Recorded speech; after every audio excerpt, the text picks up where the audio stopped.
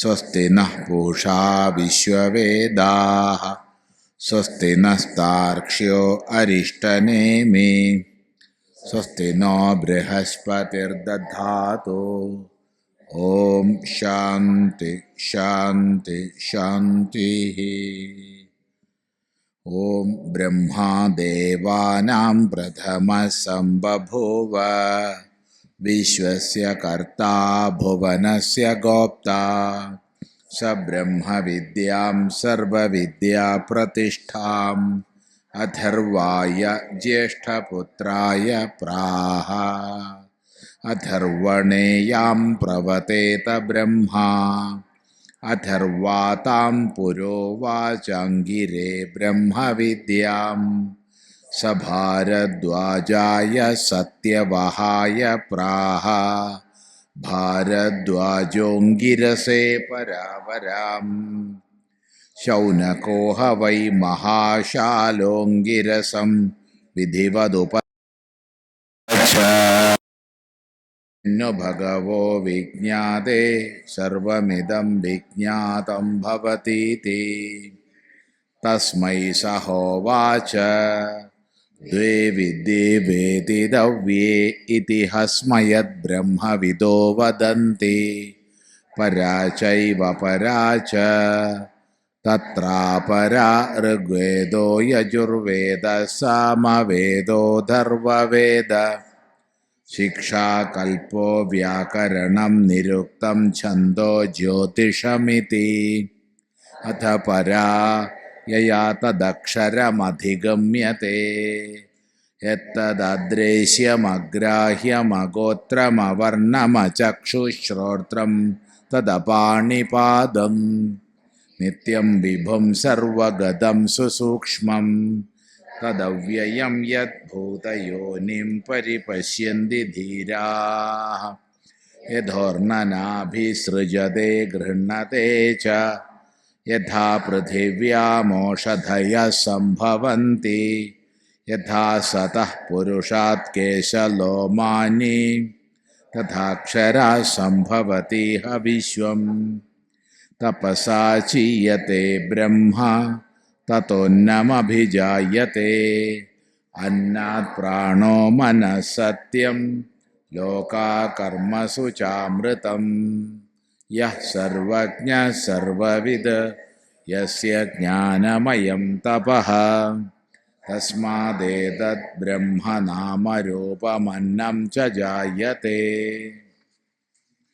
तदेतत् सत्यं मन्त्रेषु कर्माणि कवयो यान्यपश्यन् तानि त्रेतायां बहुधा सन्ततानि तान्याचरथ नियतं सत्यकामाः एष वः पन्था सुकृतस्य लोके यदा लेलायते ह्यर्चिः समिद्धेह व्यवाहने तदाज्यभागावन्तरेणाहुति प्रतिपादयेद् यस्याग्निहोत्रमदर्शमपौर्णमासम् अचादुर्मास्यमनाग्रयणमतिथिवर्जितं च आहुतमवैश्वदेवमविधिनाहुतम् असप्तमां तस्य लोकान् हिनस्ति काली कराली च मनोजवाच सुलोहिता या च सुधूम्रवर्णा स्फुलिङ्गिनी विश्वरुचि च देवी लेलायमाना इति सप्तजिह्वाः एतेषु यश्चरते भ्राजमानेषु यथा कालं चाहुतयो ह्याददायन् तं नयन्त्येता सूर्यस्य रश्मयो यत्र देवानां पतिरेकोऽधिवासः एह्येहीति तमाहुदयः सुवर्चस सूर्यस्य रश्मिभिर्यजमानं वहन्ति प्रियां वाचमभिवदन्त्योर्चयन्त्यः एष वः पुण्यः सुकृतो ब्रह्मलोकः प्लवाह्येते अदृढा यज्ञरूपाः अष्टादशोक्तमवरं येषु कर्म एतच्छ्रेयो येऽभिनन्दन्ति मूढाः ജരാമൃത്യും തേ പുനരേവാപിയന്തി അവിദ്യായാമന്തരേ വർത്തമാനാഃ സ്വയം ധീരാ പണ്ഡിതം മന്യമാനാഃ ദന്ദ്രമ്യമാണാ കുര്യന്തി മൂഢാ അന്ധേനൈവ നിയമാനായ യഥാന്ധാഃ അവിദ്യായാം ബഹുധാ വർത്തമാനാഃ വയം കൃതാർത്ഥ ഇത്യഭിമന്യന്തി ബാലാഃ യത്കർമ്മിണോ ന പ്രവേദയന്തി രാഗാത് തേനാതുരാ ക്ഷീണലോകാശ്ച്യവന്തേ. ആതുരാഃ ക്ഷീണലോകാഃ ച്യവന്തേ. ആതുരന്മാരായിട്ട് ക്ഷീണലോകന്മാരായിട്ട് ച്യുതി വന്നു പോകുന്നു, വീണു പോകുന്നു, പുരുഷാർത്ഥത്തിൽ നിന്ന് വീണു പോകുന്നു. എന്തുകൊണ്ട്? രാഗാദിന പ്രവേദയന്തി. രാഗം ഹേതുവായിട്ട് അറിയേണ്ടതിനെ അറിയുന്നില്ല. അപ്പം അറിയേണ്ടതിനെ അറിയാതിരിക്കാൻ കാരണം രാഗദ്വേഷങ്ങളാണ്. രാഗദ്വേഷങ്ങളാൽ ബദ്ധരാകുന്നത് കൊണ്ട് അറിയേണ്ടതിനെ അറിയുന്നില്ല. അറിയേണ്ടതിനെ അറിയാത്തത് കൊണ്ട് ആതുരന്മാരാകുന്നു. അങ്ങനെ പുരുഷാർത്ഥങ്ങളിൽ നിന്ന് വീണു പോകുന്നു. അവരെക്കുറിച്ചാണ് പറഞ്ഞത്, അവിദ്യയ്ക്കുള്ളിൽ പല പ്രകാരം വർത്തിക്കുന്നവരും എന്നാൽ സ്വയം കൃതാർത്ഥന്മാരും ധീരന്മാരും പണ്ഡിതന്മാരുമാണെന്ന് വിചാരിക്കുന്നവരും ആയവർ. അവരെക്കുറിച്ച് ശ്രുതി പറഞ്ഞു, ബാലന്മാരാണ്, അവിവേകികളാണ്. ബാലന്മാരാണെന്ന് പറയുമ്പോൾ ഒരിക്കലും ബാലന്മാരെന്തെങ്കിലും അവിവേകം ചെയ്താൽ നമ്മളവരെ അങ്ങനെ ആക്രമിക്കുകയൊന്നുമില്ല, ഇല്ലേ? ബാലന്മാർ അമ്മയെയോ അച്ഛനെയോ ഒക്കെ നല്ല വേദന വരും വിധം തല്ലിയാലും അച്ഛനമ്മയൊന്നും പറയില്ല, സന്തോഷമായിട്ട് ബാലൻ അല്ല ശിശു എന്ന് പറയാം. ബാലന്മാരാകുമ്പം കുറച്ച് പ്രതികരിക്കുകയൊക്കെ ചെയ്യും, അല്ലേ? ശിശു ആവുമ്പോൾ ചിലപ്പോൾ അമ്മയെ തല്ലും, അച്ഛനെ തല്ലും. അതവരുടെ സഹജഭാവമാണ്. അതുകൊണ്ട് തന്നെ ഈ അവിദ്യാഗ്രസ്തന്മാരുടെ പ്രവൃത്തികളിൽ നമുക്ക് വേണ്ടത് അവഗണനയാണ്. ബാലന്മാരാണ്, അവിവേകികളാണ്. ശരി,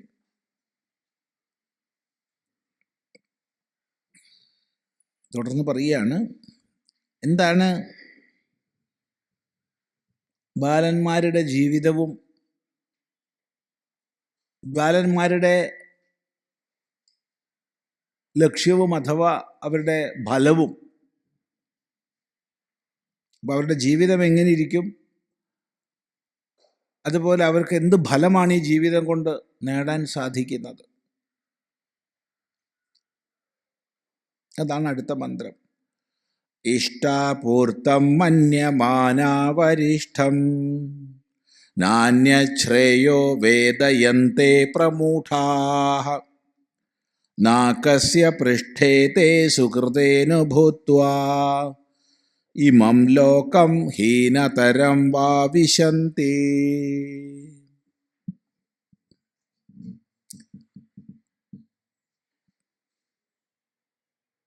എൻ്റെ ഛേദിച്ച് പറയാം. ഇഷ്ടാപൂർത്തം മന്യമാനാഃ വരിഷ്ഠം ന അന്യത് ശ്രേയഃ വേദയന്തെ പ്രമൂഢാഃ നാകസ്യ പൃഷ്ഠേ തേ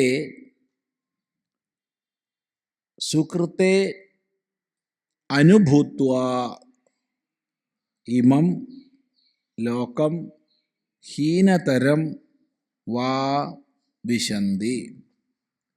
ഇനി വാ വിശന്തി എന്നുള്ളത് മുറിക്കാതെ വാ ആവിശന്തി എന്നും പറയാം, അതും ശരിയാണ്. അതുകൊണ്ട് വാ വിശന്തി എന്ന് ആണ് എഴുതുന്നത് നല്ലത്. അപ്പോൾ മുറിക്കുമ്പോൾ വാ ആവിശന്തി എന്നും പറയാം, വാ വിശന്തി എന്നും പറയാം, രണ്ടും ഒരേ അർത്ഥമാണ്. ഇഷ്ടാപൂർത്തം വരിഷ്ഠം മന്യമാനാഃ. ഇഷ്ടാപൂർത്തത്തെ അത് നമ്മൾ വായിച്ചില്ല. ഇഷ്ടാപൂർത്തം മന്യമാനാവരിഷ്ഠം നാന്യശ്രേയോ വേദയന്തേ പ്രമൂഢാഃ നാകസ്യ പൃഷ്ഠേ തേ സുകൃതേന ഭൂത്വാ ഇമം ലോകം ഹീനതരം ഭാവിഷന്തി.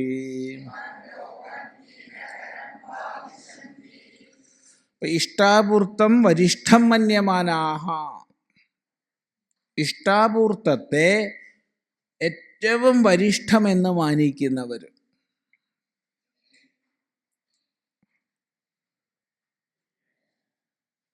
ഇഷ്ടാപൂർത്തം, ഇഷ്ടവും പൂർത്തവും.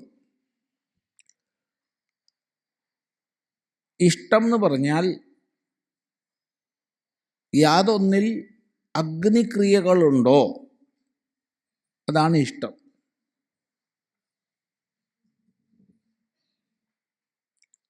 ഹോമകുണ്ഡം നിർമ്മിച്ച് അഗ്നിയെ ജ്വലിപ്പിച്ച് വിധിപ്രകാരം മന്ത്രപൂർവം ഹവിരർപ്പണം ചെയ്യുന്ന ക്രിയ, അത് ഇഷ്ടമാണ്.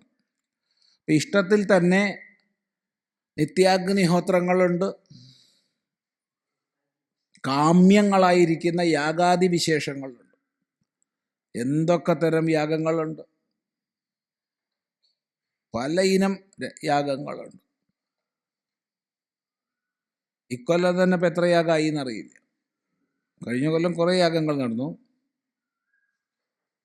ഈ കൊല്ലം ഒരുപാട് യാഗങ്ങൾ കേരളത്തിൽ വരാൻ പോകുന്നുണ്ട്,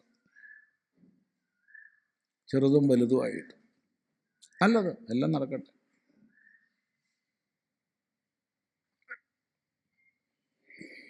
എല്ലാം വിധിപ്രകാരം സ്വച്ഛമായി നടന്ന സന്തോഷം, കാട്ടിക്കൂട്ടിലാവുമ്പോൾ ക്ലേശം, അത്രയേ ഉള്ളൂ, വേറെ ഒന്നുമില്ല. ഏതായാലും കുറേ എണ്ണം നടക്കണത് നല്ലത് തന്നെ.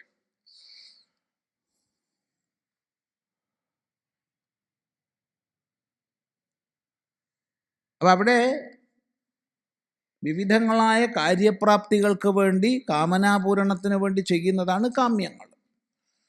സ്വർഗകാമോ യജേത, സ്വർഗം ആഗ്രഹിക്കുന്നവൻ യാഗം ചെയ്തോളൂ എന്ന് പറഞ്ഞു. അപ്പം അതിൽ തന്നെ ഇപ്പോൾ സോമയാഗം അല്ലെങ്കിൽ അതിരാത്രം, അങ്ങനെ എന്തെല്ലാം തരം യാഗങ്ങൾ. അശ്വമേധം, പ്രാഥമികമായി നിത്യാഗ്നിഹോത്രം തുടങ്ങി വാജപേയം വരെ, വാജപേയമൊക്കെ വളരെ വിപുലമാണ്, വരെയുള്ള യാഗവിശേഷങ്ങളുണ്ട്. ഇതൊക്കെ സംരക്ഷിച്ച് നിലനിർത്തി കൊണ്ടുപോകുന്നത് സന്തോഷകരമാണ്. കാരണം ആരെങ്കിലുമൊക്കെ നടത്തിയാലല്ലേ ഇത് നിലനിൽക്കൂ. അല്ലെങ്കിൽ ഇതിൻ്റെ വിധിവിധാനം അറിയുന്നവർ മുഴുവൻ നഷ്ടപ്പെട്ടു പോകും.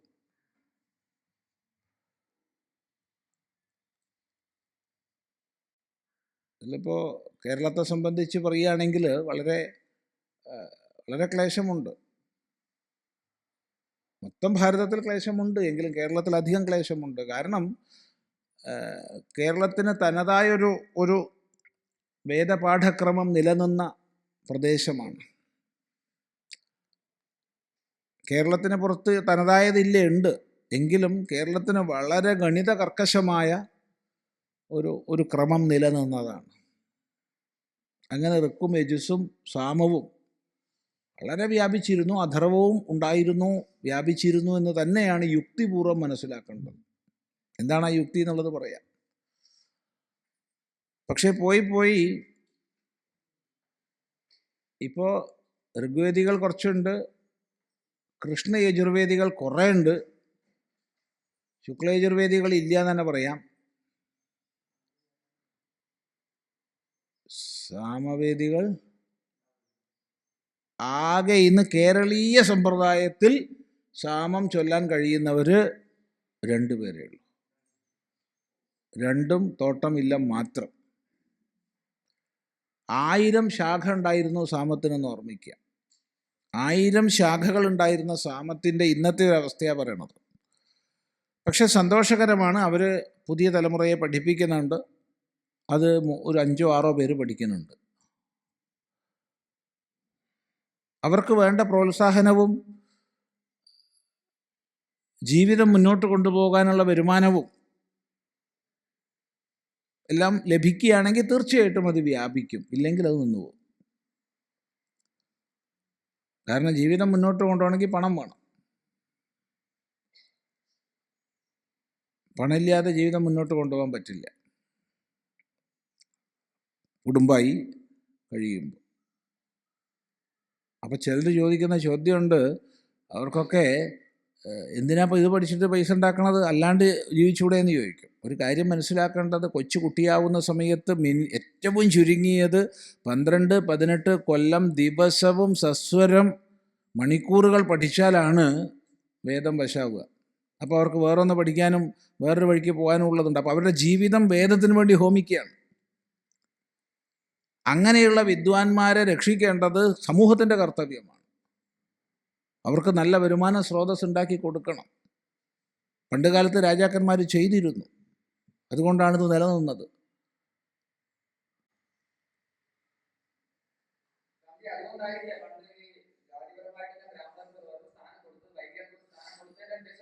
തീർച്ചയായിട്ടും വിദ്വാൻമാർക്കാണ്. ബ്രാഹ്മണൻ എന്ന് പറഞ്ഞാൽ വിദ്വാനാണ്. ബ്രാഹ്മണന്മാർ നമ്മുടെ നാട്ടിൽ, കേരളത്തെ സംബന്ധിച്ച് പറയുകയാണെന്ന് വെച്ചാൽ, ഏറ്റവും അധികം ബ്രാഹ്മണന്മാരുണ്ടായിരുന്നത് എഴുത്തച്ഛൻ സമൂഹത്തിൽ നിന്നും ഈഴവ സമൂഹത്തിൽ നിന്നുമാണ്. പറഞ്ഞാൽ എത്ര പേർ അംഗീകരിക്കുന്ന അറിയില്ല. ഈഴവ സമൂഹത്തിൽ നിന്ന്, ഒന്നും കൂടി വ്യക്തമായി പറഞ്ഞാൽ തീയ സമൂഹത്തിൽ നിന്ന്, ഈഴവല്ല, തീയ സമൂഹത്തിലും എഴുത്തച്ഛൻ സമൂഹത്തിലുമാണ് ഏറ്റവും അധികം ഗുരുനാഥന്മാരുണ്ടായിരുന്നത്. ഓരോ ആശാനും ആ ഗ്രാമത്തിൻ്റെ മുഴുവൻ ബഹുമാനം ഉണ്ടായിരുന്നു. ഇത് മുഴുവൻ നമ്മളെ തെറ്റിദ്ധരിപ്പിച്ച് ഉച്ചനീചത്വമായിരുന്നു, പൂണൂലുള്ളവർക്ക് മാത്രമായിരുന്നു മഹിമ എന്ന് പറഞ്ഞ് നമ്മളെ വിഭജിക്കാൻ വേണ്ടി ബ്രിട്ടീഷുകാരുടെ തന്ത്രമാണ് നമ്മളിപ്പോഴും പഠിച്ച് മനസ്സിലാക്കിയിട്ടുള്ളത്. ജാതി തുടങ്ങിയവ പറയുമ്പോഴത്തേക്ക് നമ്മുടെ മനസ്സിൽ വരുന്നത് ബ്രിട്ടീഷുകാരുണ്ടാക്കി വെച്ച മിഥ്യാകൽപ്പനയാണ്. അത് പലപ്പോഴും പലതും മിണ്ടാൻ പറ്റില്ല നമുക്ക്, കാരണം അതങ്ങ് ഉറച്ചിരിക്കുകയാണ്. പാലക്കാട് ജില്ലയിൽ, അതുപോലെ വള്ളുവനാട്ടിൽ, പാലക്കാട് ജില്ല ഇല്ല, പണ്ട് കുറേ ഭാഗം തമിഴ്നാടിൻ്റെ ഭാഗമായിരുന്നു, ബാക്കിയുള്ളത് വള്ളുവനാടിൻ്റെ ഭാഗമായിരുന്നു. വള്ളുവനാട് കഴിഞ്ഞാൽ ഏറനാട്. ഏറനാടും ഏറ്റവും അധികം ബ്രാഹ്മണന്മാർ, അതായത് അധ്യാപകർ, ഗുരുനാഥന്മാർ, എഴുത്തച്ഛന്മാരായിരുന്നു. അങ്ങോട്ട് കടന്നാൽ കോലത്തിരിയുടെ അല്ലെങ്കിൽ സാമൂതിരിയുടെ അല്ലെങ്കിൽ കുറുമ്പർനാടിൻ്റെ അങ്ങോട്ട് പോയി കഴിഞ്ഞാൽ തീയ സമുദായമാണ് ഏറ്റവും അധികം ഗുരുക്കന്മാർ. അപ്പം അവർക്ക് ഗുരുകുലം നടത്താനുള്ള സംവിധാനങ്ങളെല്ലാം രാജാക്കന്മാരുടെ സഹായത്തോടു കൂടി സമൂഹം ഏറ്റവും ബഹുമാനിച്ച് നൽകിയിരുന്നു. ഈ Madras system of education, MSE, അതുപോലെ ബോംബെ സിസ്റ്റം ഓഫ് എഡ്യൂക്കേഷൻ ഇനിയുണ്ട്. ഇന്ന പേരിൽ ബ്രിട്ടീഷുകാർ സർവേ ചെയ്ത് നോക്കിയ സമയത്ത് 10,000-കണക്കിന് വിദ്യാശാലകളാണ് നമ്മളെ നാട്ടിലുണ്ടായിരുന്നത്. 10,000-കണക്കിന് വിദ്യാശാല ഉണ്ടെങ്കിൽ 10,000-കണക്കിന് അധ്യാപകരുണ്ടാവണം. അധ്യാപകൻ ബ്രാഹ്മണനാണ്. ഗ്രാമത്തിൽ എല്ലാവരാലും ബഹുമാനിക്കപ്പെടുന്ന ആളാണ്, എല്ലാവരാലും. ആദ്യം അത് തകർക്കാനുള്ള പരിപാടി എടുത്തു. രണ്ടാമത് ആയുധം വെച്ചുള്ള കളരി പരിശീലനം മുഴുവൻ നിർത്തിച്ചു. കുഴിക്കളരി മുഴുവൻ നിരോധിച്ചു. കാരണം ഇവിടെ ശക്തി പ്രാപിച്ചു കഴിഞ്ഞാൽ അവർക്ക് നമ്മളെ അടിമകളാക്കി വയ്ക്കാൻ പറ്റില്ല എന്നറിയാം. പക്ഷെ ബുദ്ധി പ്രയോഗിച്ചത് അവരുദ്ദേശിക്കുന്ന രീതിയിൽ നമ്മുടെ സമൂഹ മനസ്സിനെ പാകപ്പെടുത്തിയെടുക്കാൻ അവർക്ക് സാധിച്ചു. അതാണ് ബ്രിട്ടീഷുകാരുടെ വിജയം. ഇത്ര അനർത്ഥം ചെയ്തൊരു സമൂഹം വേറെയില്ല.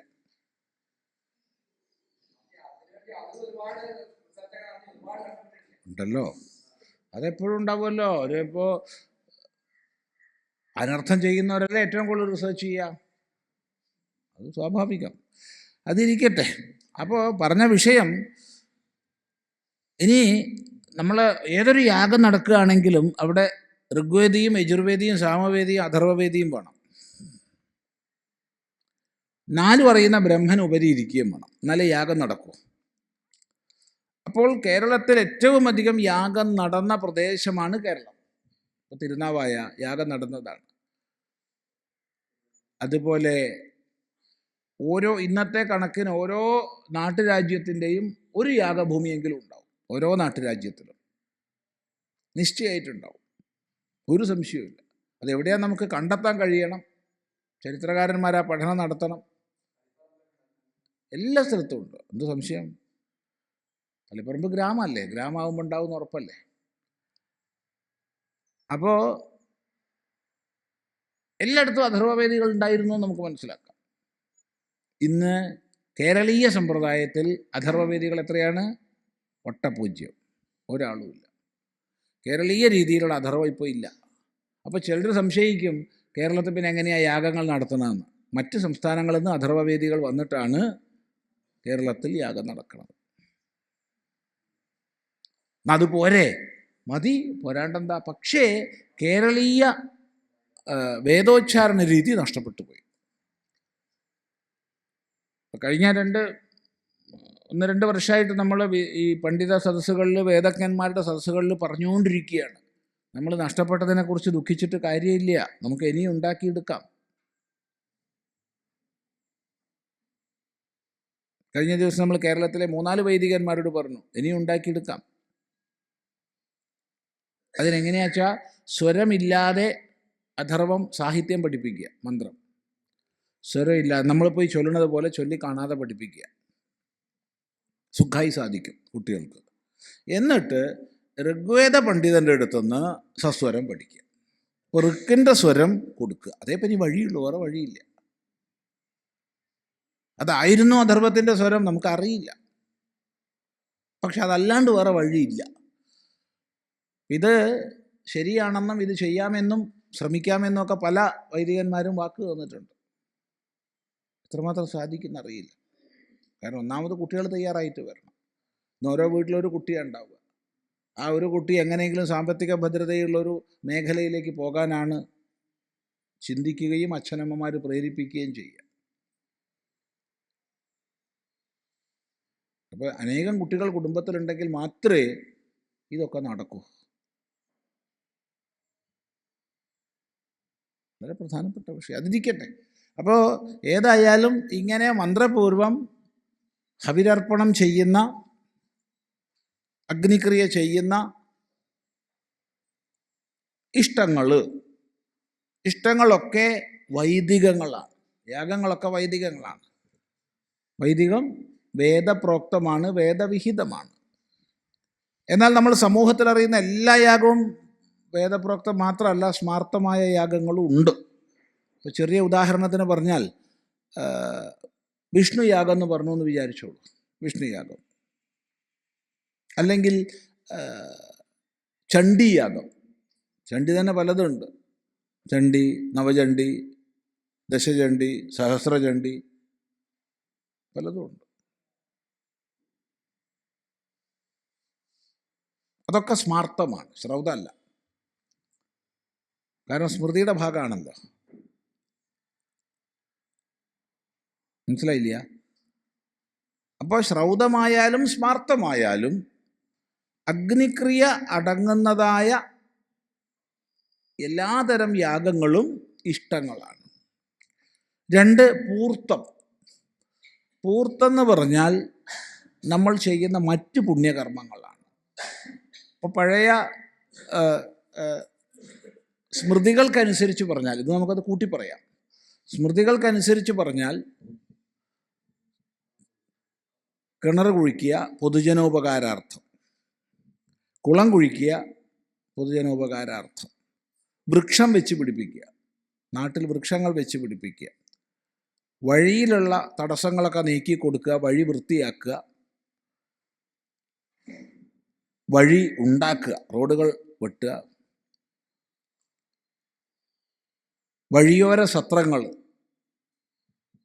അവിടെ ഭക്ഷണം, വെള്ളം തുടങ്ങിയവ വിതരണം ചെയ്യുക. ഇതൊക്കെയാണ് പൂർത്തങ്ങളായിട്ട് പറഞ്ഞത്. അപ്പം ഇന്ന് നമുക്ക് അത്തരം സേവാഭാവത്തിൽ എന്തെല്ലാം സേവാകേന്ദ്രങ്ങൾ നമുക്ക് ചെയ്യാൻ പറ്റുമോ അതൊക്കെ പൂർത്തത്തിൽപ്പെടും. അവിടെ ആശുപത്രികളായാലും മറ്റ് സേവാ കേന്ദ്രങ്ങളായാലും ബാലസദനോ ബാലികാസദനോ വൃദ്ധസദനോ ഇന്നതെന്നില്ല, വിദ്യാശാലയോ, ഈ സമാജത്തിന് ക്ലേശം ദുഃഖം ഇല്ലാതാക്കാൻ നമ്മളാൽ കഴിയുന്നത് എന്ത് ചെയ്യുന്നു അതെല്ലാം പൂർത്തകർമ്മമാണ്. നിശ്ചയമായി നമ്മളൊക്കെ പൂർത്തകർമ്മം ചെയ്തേ മതിയാവും. എല്ലാവർക്കും ചെയ്യാൻ പറ്റും. ഒറ്റ തത്വം ഓർമ്മിച്ചാൽ മതി. എത്ര പേര് അംഗീകരിച്ചാലും കൊള്ളാം, ഇല്ലെങ്കിലും കൊള്ളാം, നിങ്ങൾ ദുഷ്ടനെന്നും വിളിക്കും. സീതാനന്ദ സ്വാമി നമ്മൾ വിചാരിച്ച പോലെയല്ല മഹാദുഷ്ടനാണെന്ന് പറഞ്ഞാൽ ഒരു കുഴപ്പമില്ല. ഒന്ന്, കുട്ടികൾക്ക് വളരാനുള്ള സാഹചര്യം ഒരുക്കി കൊടുക്കുക. കുട്ടികൾക്ക് വളരാനുള്ള, നമ്മുടെ മക്കൾക്ക് വളരാനുള്ള സാഹചര്യം ഒരുക്കി കൊടുക്കുക. അതിൽ കവിഞ്ഞ് അവർക്ക് സ്വത്ത് കൊടുക്കാതിരിക്കുക. സ്വത്ത് സമാജത്തിന്, സാമാജിക കാര്യങ്ങൾക്ക്, സേവാ കാര്യങ്ങൾക്ക്. ഇത് കേട്ട് കഴിഞ്ഞാൽ നിങ്ങൾ ക്രൂരനാണ്, ദുഷ്ടനാണെന്ന് പറയും. പക്ഷേ പടർന്ന് പന്തലിച്ച ഒരു വൃക്ഷത്തിൻ്റെ അടിയിൽ വേറൊരു വൃക്ഷം വലുതായി വന്നത് കണ്ടിട്ടുണ്ടോ ആരെങ്കിലും? ഉണ്ടെങ്കിൽ പറയൂ. നമ്മൾ കുട്ടികൾക്ക് എല്ലാ ഷെയ്ഡും കൊടുക്കുകയാണെങ്കിൽ അവർ സ്വയം വലുതാവില്ല. അതുകൊണ്ട് അവർക്ക് വിദ്യാധ്യയനത്തിനുള്ള സാഹചര്യം കൊടുക്കുക, പ്രായോഗിക ജീവിത വീക്ഷണം കൊടുക്കുക. ആ കുട്ടികളിൽ മന്ദബുദ്ധി ആരെങ്കിലും ഉണ്ടെങ്കിൽ, ആ കുട്ടികളിൽ കണ്ണ് കാണാത്ത ആളുണ്ടെങ്കിൽ, ചെവി കേൾക്കാത്ത ആളുണ്ടെങ്കിൽ, അങ്ങനെ ഹീനതയുള്ള ആളുണ്ടെങ്കിൽ അയാൾക്ക് സ്വത്ത് കൊടുക്കുക. അല്ലാത്ത ഇത് അവർക്ക് വിദ്യ കൊടുത്ത് കഴിഞ്ഞു പോയിക്കോ. ഈ സമാജത്തിൽ നമുക്ക് ഒരുപാട് ചെയ്യാൻ പറ്റും, ഒരുപാട്.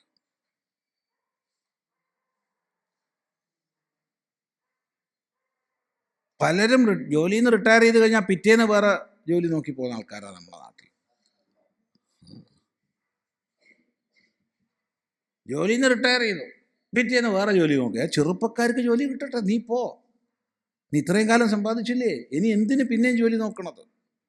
അല്ല സ്വാമി, ആരോഗ്യമുണ്ട്, പണിയെടുത്തോ, ഒരു ഒറ്റ പൈസ കുടുംബത്തിലേക്ക് എടുക്കരുത്, ഒരു പൈസ കുടുംബത്തിലേക്ക് എടുക്കരുത്. നാട്ടിന് വേണ്ടി പണിയെടുത്തോ, അധ്വാനിച്ചോളൂ, കിട്ടുന്ന പൈസ മുഴുവൻ സമാജത്തിന്. സീതാനന്ദ സ്വാമിക്ക് തരണമെന്ന് പറയണില്ല. സമാജത്തിൽ എവിടെയാണോ അർത്ഥിക്കുന്നതല്ല, കോടിക്കണക്കിന് ബാങ്കിൽ ബാലൻസ് ഉള്ള പ്രസ്ഥാനങ്ങൾ വീണ്ടും വീണ്ടും ചോദിച്ചുകൊണ്ടിരിക്കും. അത് അർത്ഥനയാണ്, അർഹതയല്ല. അർത്ഥിക്കുന്നതല്ല, അർഹിക്കുന്നത് മനസ്സിലാക്കി പ്രവർത്തിക്കുക.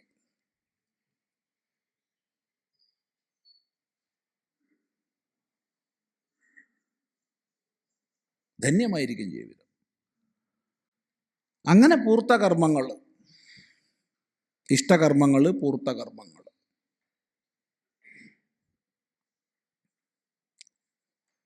അല്ലേ? പൂർത്തകർമ്മങ്ങളിൽ വളരെ പ്രാധാന്യേന പൂർവാചാര്യന്മാർ പറഞ്ഞ ഒന്നാണ് വൃക്ഷം വെച്ച് പിടിപ്പിക്കുക എന്നുള്ളത്. അത് പ്രത്യേകം ഓർമ്മിക്കുക. 10 മക്കൾക്ക് തുല്യമാണ് ഒരു മരം എന്ന് പറഞ്ഞിട്ടുണ്ട്. 10 മക്കളുണ്ടാവുന്നതിന് തുല്യമാണ് ഒരു മരം വെച്ച് പിടിപ്പിക്കുന്നത്. കാരണം യവൻ മാക്സിമം എത്ര കാലം ജീവിക്കും? എത്ര സൽക്കർമ്മം ചെയ്താലും എത്ര ജീവിക്കും? അത്രയേ ഉള്ളൂ. ഈ മരോ എത്ര കാലം ജീവിക്കും? എത്ര ആയിരം ജന്തുക്കൾക്ക് തണലേകും, എത്ര പ്രാണവായുവേകും, എത്ര വെള്ളത്തെ ഭൂമിയിൽ പിടിച്ചു വയ്ക്കും. ഇതൊന്നും മക്കൾ ചെയ്യൂലല്ലോ. അപ്പം പറഞ്ഞതിൻ്റെ താല്പര്യം, ഇങ്ങനെയുള്ള പൂർത്തകർമ്മങ്ങൾ നമ്മളാൽ കഴിയുന്നത് ചെയ്യുക നിർബന്ധമായിട്ട്. പക്ഷെ ഇത്രയും പറഞ്ഞിട്ട് പറയാണ്, ഇത് കേമല്ലാട്ടോ. ഇത്രയൊക്കെ പറഞ്ഞിട്ടാണ് പറയണത്, ഇതിലാരും അഭിരമിക്കാൻ പോണ്ട, മഹാവിഡ്ഢികളാണ് ഇഷ്ടാപൂർത്ത കർമ്മങ്ങൾ ചെയ്യാൻ പോണത്.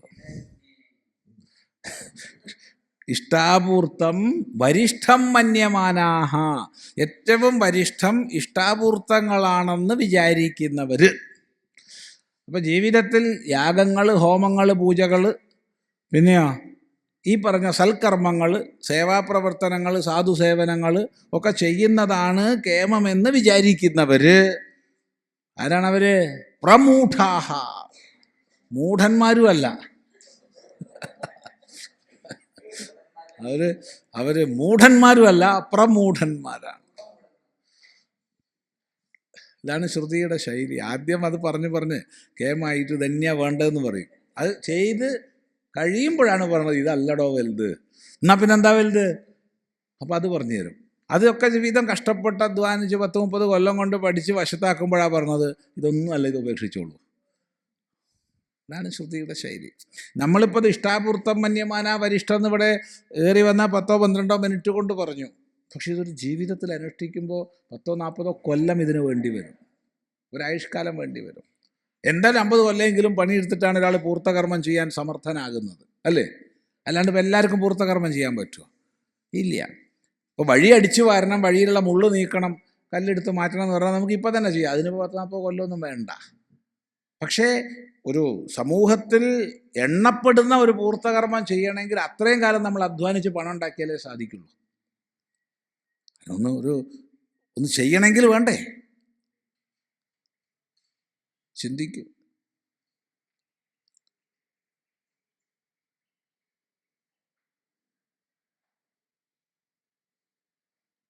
അപ്പോൾ എത്രയോ വർഷത്തെ പരിശ്രമപൂർവമാണ് നമ്മൾ പൂർത്തം ചെയ്യുന്നത്. അപ്പോഴാണ് ഗുരുനാഥൻ പറയണത് അതിനെ ശ്രേഷ്ഠമെന്ന് വിചാരിക്കുന്നവർ പ്രമൂഢന്മാരാണ്. എന്നാൽ പിന്നെ ആദ്യം പറഞ്ഞുകൂടെയിരുന്നോ? ആദ്യം പറഞ്ഞാൽ ലോകത്ത് നന്മ ഉണ്ടാവുക.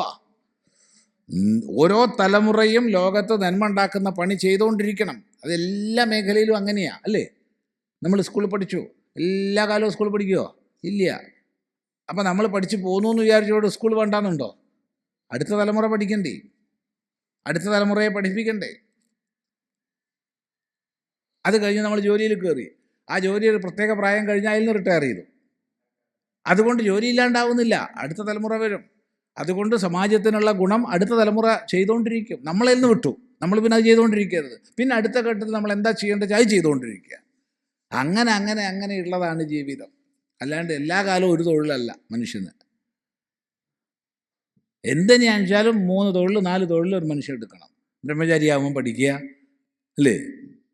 ഗൃഹസ്ഥാശ്രമിയാവുമ്പോൾ എന്താണോ അവനവന് ഉള്ള തൊഴിൽ അത് ഭംഗിയായി ചെയ്യാം. അങ്ങനെ ശരി. ഇഷ്ടാപൂർത്തം മന്യമാനാഹ വരിഷ്ഠം. ഇഷ്ടാപൂർത്തം വരിഷ്ഠം മന്യമാനാഹ ന അന്യശ്രേയ. അവിടെയാ കുഴപ്പം. വേദയന്തേ, മറ്റൊരു ശ്രേയസ്സിനെ അറിയുന്നില്ല, ഇതിൽ തന്നെ മുങ്ങി ഇതിൽ തന്നെ കഴിയാണ്. അത് ഈ നാന്യശ്രയോ വേദയന്തേ എന്നുള്ളത് വളരെ ശ്രദ്ധിക്കണം. കാരണം പൊതുവെ ഈ യാഗാദി കർമ്മങ്ങൾ ചെയ്യുന്നവർക്ക് ഇത് തന്നെയാ കേമം, ഇതിനപ്പുറത്തൊന്നില്ല എന്ന് അവർ വിചാരിക്കും. ഈ പലവിധ സേവാപ്രവർത്തനങ്ങൾ ചെയ്ത് കഞ്ഞി കൊടുത്തും ചോറ് കൊടുത്തും മരുന്ന് കൊടുത്തും സാന്ത്വന സ്പർശം നൽകിയും നല്ല വർത്താനം പറഞ്ഞും പിന്നെന്താ മരം നട്ടുപിടിപ്പിച്ചും രക്തദാനം ചെയ്തും ഇങ്ങനെ സേവ ചെയ്തതൊക്കെ പൂർത്തകർമ്മങ്ങളാണ്. ചെയ്ത് കഴിയുന്നത് അത് തന്നെയാണ് ഏറ്റവും കേമെന്ന് വിചാരിക്കും. എടാ ഇത് നല്ലതാണ്, പക്ഷെ ഇതിനപ്പുറത്ത് ചിലതൊക്കെ ഉണ്ടെന്ന് ഓർമ്മിക്കണം. ശ്രേഷ്ഠമല്ല എന്ന് പറഞ്ഞിട്ടില്ലല്ലോ. ശ്രേഷ്ഠമല്ല എന്ന് ഇവിടെ പറഞ്ഞോ?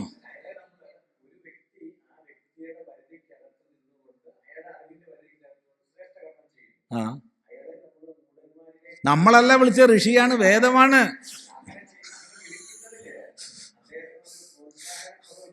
അത് അങ്ങനെയില്ല. എന്തുകൊണ്ടെന്നാൽ ഒന്നാമത്തെ വിഷയം മനസ്സിലാക്കേണ്ടത്, ഇത് വലിയ മഹാശാലനായ വ്യക്തി അതുകൊണ്ടൊന്നും തൃപ്തി വരാതെ അതിനപ്പുറത്തുള്ളത് എന്തെന്ന് അന്വേഷിച്ച് വന്നപ്പോഴാണിത് പറഞ്ഞു കൊടുത്തത്. അത് നമ്മൾ ഓർമ്മിക്കണം. ഇതെല്ലാവർക്കും ഉള്ളതല്ല. അവിടെ നമ്മൾ ധർമ്മശാസ്ത്രങ്ങൾ പൂർത്ത മഹിമയാണ് പറയേണ്ടത്. ഇതേ ചിദാനന്ദ ഗുരുസ്വാമി ഇത് മൈതാനത്ത് പറയില്ല, അവിടെ തിരിച്ചാ പറയുക. അപ്പോൾ രണ്ടും കേൾക്കണവർ വിചാരിക്കും ഇയാൾ മഹാകളനാണല്ലോ. കാരണം അവിടെ ഒന്ന് പറയണോ ഇവിടെ ഒന്ന് പറയണം, പിന്നെ അവിടെ ഒന്നും ഇവിടെ ഒന്നും അല്ലേ പറയണ്ടേ, രണ്ടും ഒന്നാ പറയണ്ടേ. അവിടെ വേദാന്തം പറയില്ല.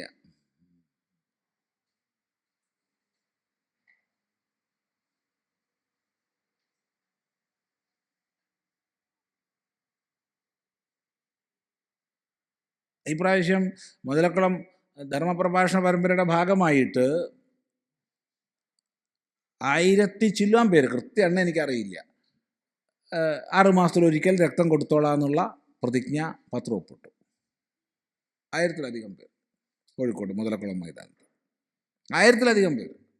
ഞങ്ങൾ 6 മാസത്തിലൊരിക്കൽ രക്തം കൊടുത്തോളാം. അപ്പോൾ പൂർത്തകർമ്മത്തിന് പ്രേരിപ്പിച്ചിട്ടാ, അല്ലാണ്ട് പ്രമൂഢാന്ന് അവിടെ വിളിച്ചിട്ടില്ല. അത് പ്രത്യേകം ശ്രദ്ധിക്കണം. പക്ഷെ ഇവിടെ അത് വിളിക്കണം. ഇവിടെ എത്തിയാൽ ഈ ശൗനകൻ അങ്കിരസിനെ പ്രാപിച്ച് ചോദിച്ചു, ശൗനകൻ ആരാണ്? ശൗനകൻ തപസ്സിയാണെന്ന് പറഞ്ഞിട്ടില്ല. ശൗനകൻ ബ്രഹ്മചാരിയാണെന്നോ സന്യാസിയാണെന്നോ പറഞ്ഞിട്ടില്ല. ശൗനകൻ മഹാശാലനാണെന്ന് പറഞ്ഞിട്ടുണ്ട്. വലിയ സമ്പന്നനാണ്, ഒരുപാട് ശാലകൾ നടത്തുന്നതാണ്. മതിയടോ, ഇനിയൊക്കെ നിർത്തിയേക്ക്, അടുത്ത തലമുറ നടത്തട്ടെ. നീ ഇതൊക്കെ ഇത്രയ്ക്കൊക്കെ ആക്കിയില്ലേ, മതി. നീ വലിയ മഹാശാലനൊക്കെ ആയില്ലേ, അതിൽ തന്നെ ചത്തുപോണ്ട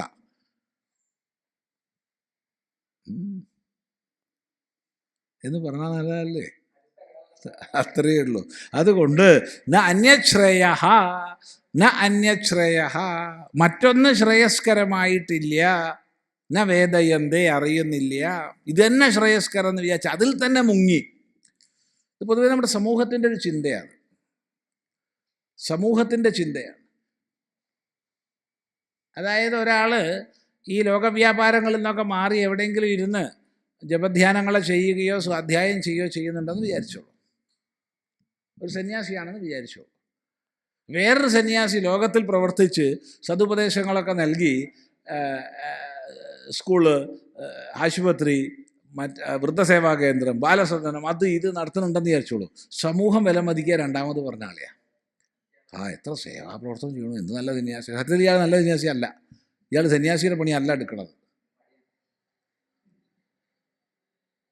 ഇപ്പം സ്വാമി ചിദാനന്ദപുരി എടുക്കണ സന്യാസിയുടെ പണിയല്ല, സന്യാസിക്ക് വിഹിതമല്ലാത്ത പണിയാണ് എടുക്കുന്നത്. ഒന്ന്, വേദാന്തം പഠിപ്പിക്കുന്നു, സമൂഹത്തിൽ ധർമ്മപ്രബോധനം ചെയ്യുന്നു, മാസിക നടത്തുന്നു, വിദ്യാലയം നടത്തുന്നു, വൃദ്ധസേവാ കേന്ദ്രം നടത്തുന്നു. ഇതൊന്നും സന്യാസിക്ക് പറഞ്ഞല്ല. അപ്പൊ ഈ പറയണതിന് പകരം അങ്ങോട്ട് ചെയ്തൂടെ? ഗൃഹസ്ഥൻ ചെയ്തില്ലെങ്കിൽ ആരെങ്കിലും ചെയ്യണ്ടേന്ന് ചോദിച്ചിട്ട് ഞങ്ങളെ അങ്ങനെ പിരികയറ്റുന്നതിന് പകരം ഇതാ ഞങ്ങളുണ്ട് നടത്താൻ, നിങ്ങൾ സന്യാസിമാർ മാറിക്കോളൂ എന്ന് പറയാൻ വരണ്ടേ? പക്ഷേ സ്വാർത്ഥരഹിതമായി നടത്തണ്ടോണം നടത്തണം എന്ന് ഗൃഹസ്ഥന്മാർ ഈ ഉത്തരവാദിത്തം ഏറ്റെടുക്കും. അന്ന് സന്യാസിമാർ മാറും, ഉറപ്പ്. പക്ഷേ നടപ്പില്ല. അതുകൊണ്ടാണ് ഭഗവാൻ ഭാഷ്യകാരൻ ശങ്കരാചാര്യസ്വാമികൾ 8 മാസവും നിരന്തരം നടന്ന സന്യാസിമാരോട് പറഞ്ഞത് ഇരിക്കും ഒരു സ്ഥലത്ത്, എന്നിട്ട് സേവാപ്രവർത്തനം ചെയ്യുന്നു, ശാസ്ത്രപ്രചരണം ചെയ്യുന്നു. അങ്ങനെയാണ് മഠം സ്ഥാപിക്കുന്നത്. അതിനു മുമ്പ് സന്യാസിമാർക്ക് മഠമില്ല, അവർ നടക്കുന്നതാണ്. ചരൈവ ചരൈവ ചരൈവ. പേരും മഴ പെയ്യുന്ന ചാതുർമാസ്യകാലത്ത് മാത്രം എവിടെയെങ്കിലും ഒരു സ്ഥലത്ത് താമസിക്കാൻ അനുവാദമുണ്ട്, അല്ലാണ്ട് താമസിക്കാൻ അനുവാദമില്ല. ആ വ്യവസ്ഥ മാറ്റി ഒരു സ്ഥലം കേന്ദ്രീകരിച്ച് വേദാന്ത പ്രചരണം മാത്രമല്ല, വേദപ്രചരണം, കാരണം അനുഷ്ഠാനങ്ങളും ഒക്കെ പ്രചരിപ്പിക്കണം. ആ ഒരു ഉത്തരവാദിത്തം മഠങ്ങൾക്ക് ഏൽപ്പിച്ചത് ശങ്കരാചാര്യസ്വാമികളാണ്. ഇല്ല വെച്ചാൽ ധർമ്മം നശിച്ചു പോകുന്ന അന്ന് മനസ്സിലാക്കി. ഇപ്പം അവിടുന്ന് വീണ്ടും മുന്നോട്ട് പോയി. ഇപ്പം വേദം പഠിപ്പിച്ചിരുന്നാൽ മാത്രം പോരാ, ഈ സമൂഹത്തിൻ്റെ വിവിധ മേഖലകളിൽ ധർമ്മത്തിൻ്റെ ഓജസ് വളർത്താനുള്ള പ്രവർത്തനങ്ങൾക്ക് സന്യാസിമാർ ഇറങ്ങണം എന്നുള്ള അവസ്ഥ വന്നു. ഇനിയും കാലം മുന്നോട്ട് പോകുമ്പോൾ ഇനി എന്തൊക്കെ വരും എന്ന് ആര് കണ്ടു? പറയാൻ വയ്യ. കാരണം സന്യാസിമാർ ആയുധമെടുത്തത് കൊണ്ടാണ് ഇന്ന് ഹിന്ദു ഇവിടെ ഇരിക്കുന്നത്. നാഗസന്യാസിമാർ മുസ്ലിം അതിക്രമത്തിനെതിരായി ശക്തമായി അഖാഡകൾ കേന്ദ്രീകരിച്ച് പ്രവർത്തിച്ചത് കൊണ്ടാണ് ഇന്ന് ഞാനും നിങ്ങളും ഇവിടെ ഇരുന്ന് ചർച്ച ചെയ്യുന്നത്. അല്ലെങ്കിൽ ഉണ്ടാവില്ല, മുഴുവൻ നശിപ്പിച്ചിട്ടുണ്ടാവും, മുഴുവൻ മുസ്ലിമായിട്ടുണ്ടാവും. ഓ, 10,000-കണക്കിന് സന്യാസിമാരെയാണ് മൂത്രദ്വാരത്തിൽ കമ്പി അടിച്ച് കയറ്റുക, നഖത്തിൻ്റെ ഉള്ളിൽ ആണിയടിച്ച് കയറ്റുക തുടങ്ങിയവ ചെയ്ത് പീഡിപ്പിച്ചത്, ക്ഷേത്രങ്ങൾ പൊളിച്ചത്. ആ സമയത്താണ് ചെറുപ്പക്കാർ അഖാഡകളിൽ ചേർന്ന് ആയുധ പരിശീലനം നേടി മുന്നോട്ട് വന്നത്. ഒറ്റ കാരണം കൊണ്ടാണ് ഹിന്ദുധർമ്മം നിലനിന്നത്. അല്ലെങ്കിൽ ഇവിടെ വലിയ ടോപ്പ് വേദാന്തവും പറഞ്ഞിരുന്നാൽ അവൻ്റെ കഴുത്ത് പോകുമ്പോൾ മേപ്പട്ട് നോക്കും. അതെ,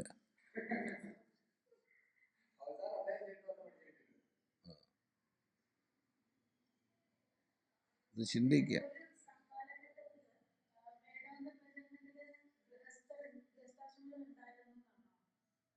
വേണമല്ലോ. വേദത്തിൽ ഋഷിമാരേറെയും ഗൃഹസ്ഥന്മാരായിരുന്നു. ഋഷിമാർ ഏറെയും ഗൃഹസ്ഥന്മാരായിരുന്നു. വേദത്തിൽ ഋഷിമാർ സന്യാസിമാരായിരുന്നില്ല. സന്യാസിയായ ഋഷി എത്ര പേരുണ്ട് ഒന്ന് എണ്ണി നോക്കൂ. നാരദൻ പറയാം, ദുർവാസാവ് പറയാം, പിന്നെ ആരാ എനിക്കറിയില്ല. ബാക്കിയൊക്കെ പത്നിമാരുള്ളവരാണ്, ഒരു പത്നിയല്ല. വസിഷ്ഠനൊക്കെ 100 മക്കള്. വസിഷ്ഠന് 100 മക്കളെയും വിശ്വാമിത്രൻ കൊന്നു.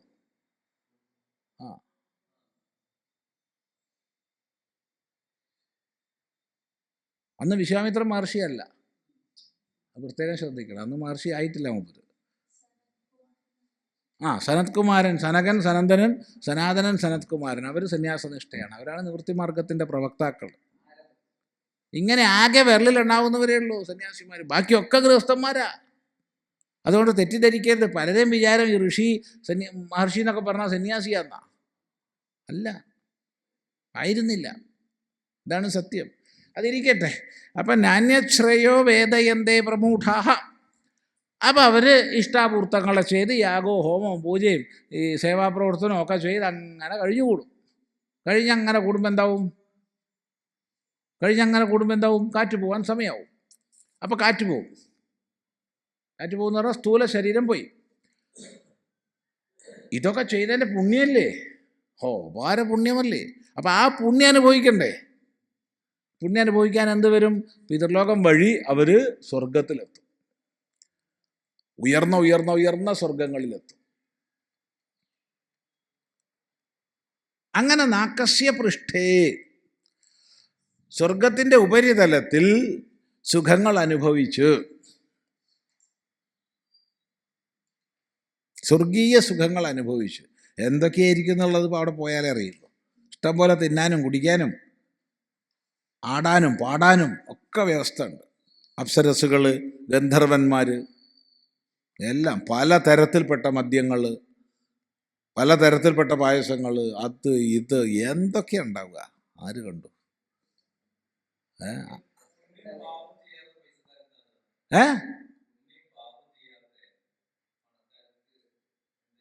പുണ്യം പാപം ചെയ്യാത്ത പണക്കാരെന്ന് പറഞ്ഞാൽ മനസ്സിലാവില്ല. എന്തിനീ പണക്കാരെ പടം എടുക്കുന്നത്? പണക്കാരെടുക്കണതിനാ? പണക്കാരനല്ലാത്ത ആരാ ഉള്ളേ ലോകത്തിൽ? പണക്കാരനല്ലാത്ത ആരാ ഉള്ളേ?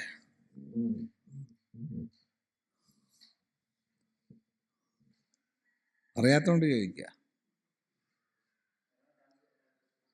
ഒരാളുടെ പണം അയാളുടെ ദൃഷ്ടിയിൽ, മറ്റൊരാളുടെ പണം അയാളുടെ ദൃഷ്ടിയിൽ, മറ്റൊരാളുടെ പണം അയാളുടെ ദൃഷ്ടിയിൽ ഉള്ളതാണ്. നമ്മുടെ ദൃഷ്ടിയിൽ അതിന് വലിപ്പ ചെറുപ്പുണ്ടായി എന്ന് വരും. അവരുടെ ദൃഷ്ടിയിൽ അതുണ്ടോ? ഇല്ല. ഓരോരോ ജീവിത നിലവാരത്തിലും കഴിയുന്നവർക്ക്, ഇപ്പം നമ്മൾ ലക്ഷറി എന്ന് പറയുന്നുണ്ട്, വിഡ്ഢിത്തരം വാക്കാണ് ലക്ഷറി. എന്താ ലക്ഷറി? ഒരാളുടെ ദൃഷ്ടിയിൽ മറ്റേയാളുടെ ജീവിതക്രമം ലക്ഷറിയാണെന്ന് തോന്നും. ഒരു 20 കൊല്ലം മുമ്പ് നമ്മൾ ലക്ഷറി എന്ന് വിചാരിച്ച പലതും ഇന്നത്തെ സമൂഹം കംഫേർട്ട് എന്നാണ് വിചാരിക്കുന്നത്. ഇവിടെ കംഫേർട്ട് എന്ന് വിചാരിക്കുന്നത് പല രാജ്യങ്ങളിലും കംഫേർട്ട് എന്ന് പോലും വിചാരിക്കുന്നില്ല. അയ്യോ, ഇവരെങ്ങനെയാ കഴിയുന്ന പാവങ്ങൾ എന്ന് അവർ നോക്കുക. ബേസിക് പോലും ഇല്ല എന്നാണ് അവർ പറയുക. അപ്പം ഇത് ആപേക്ഷികമാണ്, ആപേക്ഷികമാണ്,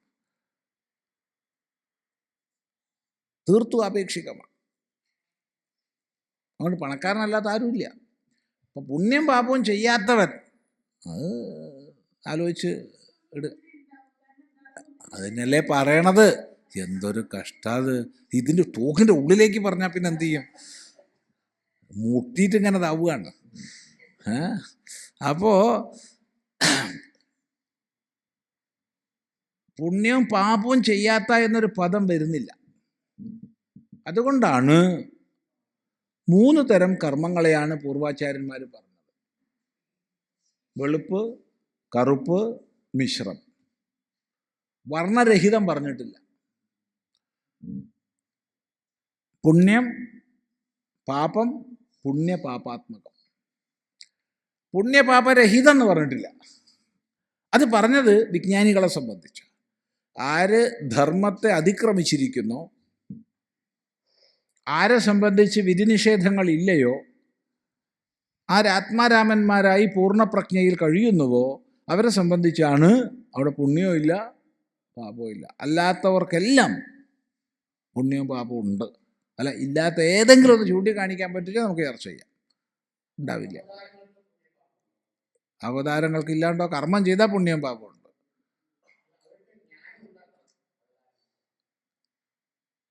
അവതാരങ്ങളിൽ ആരെ വേണമെങ്കിൽ പരിഗണിച്ചോളൂ. ആരെ വേണമെങ്കിൽ പരിഗണിച്ചാലും ഒരു അമ്മയുടെ നോട്ടത്തിൻ്റെ ലെവലേശമേറ്റപ്പോഴത്തേക്ക് ശ്രീകൃഷ്ണൻ്റെ കാലിൻ്റെ വിരൽ കരിഞ്ഞുപോയി.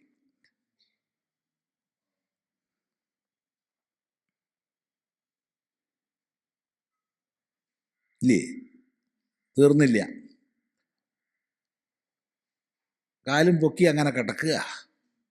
അപ്പോഴാ മറ്റവൻ്റെ അമ്പ് കൊണ്ടത്. പക്ഷേ ശ്രീകൃഷ്ണൻ്റെ മഹിമ അപ്പോഴും പുഞ്ചിരിക്കാൻ കഴിഞ്ഞു. അതാണ്,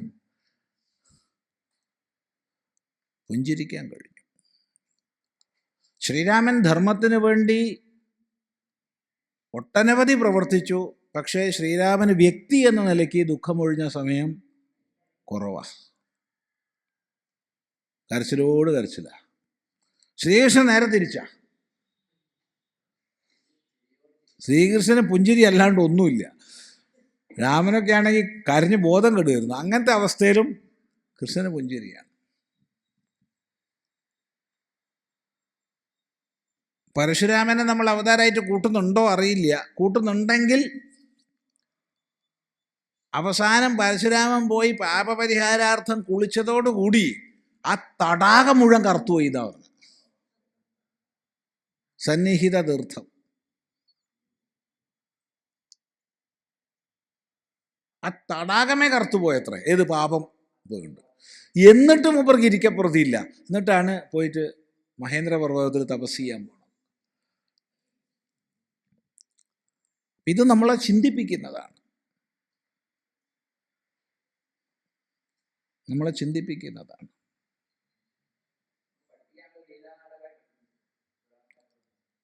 ചിന്തിപ്പിക്കുന്ന പറഞ്ഞാൽ അങ്ങ് ചിന്തിച്ചാൽ പോരെ.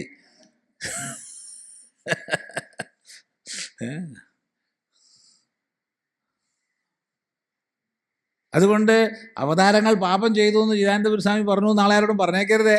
ഞാൻ പറഞ്ഞിട്ടേ ഇല്ല. സർവാരംഭാഹി ദോഷേണ ധൂമേന അഗ്നിരിവാവൃത. ആര് എന്ത് കർമ്മം ചെയ്താലും ആ കർമ്മത്തിൽ അഗ്നി പുകയാൽ എന്ന പോലെ ദോഷസ്പർശമുണ്ട്. ദോഷരഹിതമായ കർമ്മം ചെയ്യാൻ നമുക്ക് ആർക്കും കഴിയില്ല. ജീവൻ മുക്തനെ ബാധിക്കില്ല. അത് ബാധിച്ചിട്ടില്ലല്ലോ, അവർ അറിഞ്ഞുകൊണ്ടല്ലേ ഇതൊക്കെ ചെയ്യുന്നത്. ശരീരത്തിന് ബാധിക്കുമല്ലോ, ശരീരത്തിന് ബാധിക്കുമല്ലോ. കൃഷ്ണന് ബാധിച്ചുവല്ലോ, രാമന് ബാധിച്ചുവല്ലോ. പക്ഷേ അതിനെ മാറി നിന്ന് നോക്കി കാണാൻ അവർക്ക് കഴിയും. അവർക്ക് ജ്ഞാനമുണ്ട്, പരിപൂർണ പ്രജ്ഞയാണ്.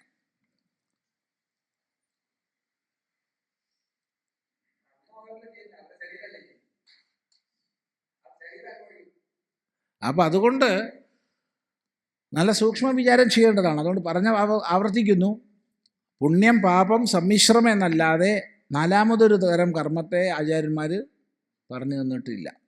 3 തരം കർമ്മങ്ങളാണ്. നാന്യശ്രേയോ വേദയന്തേ യേ പ്രമൂഢാഃ തേ നാകസ്യ പൃഷ്ഠേ. നാക്കത്തിൻ്റെ നാക്കം എന്ന് പറഞ്ഞാൽ കം കം സുഖം, അക്കം ദുഃഖം, ന അക്കം ഒരിക്കലും ദുഃഖമില്ലാത്തത്. നാക്കം സ്വർഗം, സുഖ മേഖല. 2 പ്രാവശ്യം കം എന്നുള്ളതിനെ നിഷേധിച്ചാൽ നാക്കായി. അപ്പം നാക്കസ്യ പൃഷ്ഠേ, പൃഷ്ഠേന്ന് എന്തുകൊണ്ട് പറഞ്ഞു അത് ചിന്തിക്കേണ്ടതാണ്.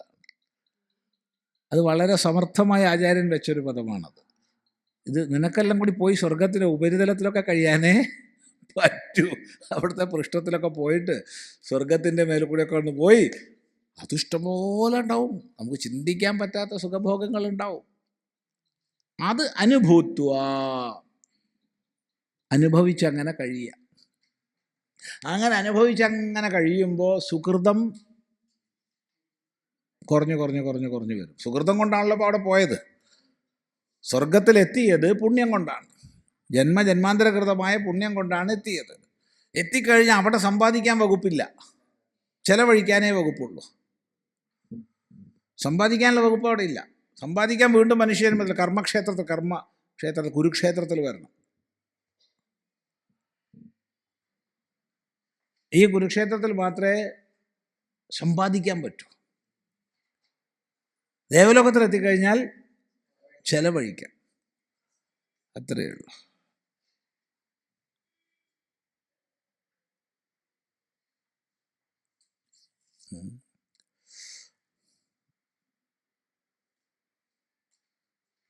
ഇപ്പോൾ കുറഞ്ഞിട്ടുണ്ട്. കാരണം ഭാരതം ഇപ്പോൾ സാമ്പത്തികമായിട്ടും എല്ലാ നിലയ്ക്കും മികച്ച് പോയിക്കൊണ്ടിരിക്കുകയാണ്. എന്നാൽ ഒരു 10-15 കൊല്ലം മുമ്പ് വരെ നമുക്കൊക്കെ തന്നെ പരിചയമുള്ള ധാരാളം പേര് യൂറോപ്പിൽ നിന്നും അമേരിക്കയിൽ നിന്നും ഒക്കെ കഷ്ടപ്പെട്ട് 3-4 മാസം പണിയെടുത്ത് പൈസ ഉണ്ടാക്കും. എന്നിട്ട് ദേവലോകത്തിലേക്ക് വരും. 6 മാസം ഭാരതത്തിൽ കഴിയും സന്തോഷമായിട്ട്, ആനന്ദമായിട്ട്. പൈസയൊക്കെ തീർന്നാൽ ഏകദേശം തീരാനാകുമ്പോഴത്തേക്ക് നമുക്ക് പരിചയമുള്ള ഒരാളുണ്ടായിരുന്നു. അദ്ദേഹം 6 മാസം കഴിയപ്പെടുകയാണ്. അയാൾ നെതർലാൻഡിനാണ് വന്നിരുന്നത്. അപ്പോൾ അയാൾ ആദ്യം ടിക്കറ്റ് എടുത്തിട്ടാണ് വരിക. കാരണം അഥവാ മുഴുവൻ തീർന്നു പോയാൽ ടിക്കറ്റ് എടുക്കാൻ പൈസ ഇല്ലാണ്ടായ വിഷമമല്ലേ. അപ്പോൾ മടക്ക ടിക്കറ്റ് അടക്കം ബുക്ക് ചെയ്തിട്ടാണ് 6 മാസം കഴിഞ്ഞിട്ടേ പോകുള്ളൂ. 6 മാസം ഇവിടെയാണ് ദേവലോകത്ത്. ഇവിടെ ഒറ്റ സമ്പാദിക്കുകയില്ല, ഒരു പണിയെടുക്കാൻ അധികാരമില്ല, സമ്പാദിക്കാൻ അധികാരമില്ല. ഉണ്ടോ? ഇവിടെ അവർ പണിയെടുത്ത് സമ്പാദിച്ചാൽ ജയിലിലാവും. അതുപോലെ നമ്മൾ വേറെ രാജ്യത്ത് പോയിട്ട് അവിടെ എന്തെങ്കിലും ജോലി ചെയ്ത് സമ്പാദിച്ചാൽ ജയിലിലാവും. ഇത് പലരും ചെയ്യുന്നൊരു പരിപാടിയുണ്ട്. പലരും കുറ്റകൃത്യങ്ങൾ ചെയ്യുന്നുണ്ട്. ഇപ്പോൾ ഇവിടുന്ന് നമ്മൾ ലോകം മുഴുവൻ പല രാജ്യങ്ങളിൽ നമ്മൾ ധർമ്മപ്രചരണത്തിനോ ക്ലാസ് എടുക്കാനോ പോവുകയാണെങ്കിൽ അത് പറഞ്ഞുകൊണ്ട് തന്നെ വിസ എടുക്കണം. പലരും ചെയ്യുന്ന എളുപ്പം വിസ കിട്ടാൻ വേണ്ടിയിട്ട് വിസിറ്റിംഗ് പോയിട്ട് അവിടെ പോയിട്ട് പ്രസംഗിക്കും. അകത്താവും ഏത് രാജ്യത്തായാലും. കാരണം വിസിറ്റിംഗ് വിസയിൽ പോയിട്ട് പ്രസംഗിക്കാൻ അധികാരമില്ല. പ്രസംഗിക്കാൻ വിസ എടുത്തിട്ട് വേണം പോവുക. പിന്നെ നാളെ അവിടെ ഇൻകുലാബ് വിളിച്ചിട്ട് കാര്യമൊന്നുമില്ല. അയ്യോ നമ്മുടെ ആചാര്യനെ അവിടെ ജയിലിലാക്കിയെന്ന് പറഞ്ഞിട്ട് കാര്യമൊന്നുമില്ല. മര്യാദയ്ക്ക് പോകണം, നിയമം അനുസരിച്ച് പോകണം, നിയമം അനുസരിച്ച് വരികയും വേണം. അതുകൊണ്ട് തന്നെ ഇവിടെ അവർ വന്ന് സുവിശേഷം ചെയ്താൽ നമ്മൾ എതിർക്കും. വിസിറ്റിംഗ് വിസയിൽ ഇവിടെ വന്നിട്ട് സുവിശേഷ പ്രവർത്തനം ചെയ്താൽ നമ്മൾ എതിർക്കും. അങ്ങനെ എതിർക്കുന്നവർക്ക് നമ്മൾ അവിടെ പോയിട്ട് സുവിശേഷം ചെയ്യാൻ അധികാരമുണ്ടോ? ഇല്ല. അപ്പോൾ സുവിശേഷം ചെയ്യാമെന്ന് പറഞ്ഞിട്ട് നമ്മൾ പോകണം, ആ വിസയിൽ പോകണം. അങ്ങോട്ടും ഇങ്ങോട്ടും ഒരുപോലെ വേണം. അത് പ്രത്യേകം ശ്രദ്ധിക്കേണ്ടതാണ്.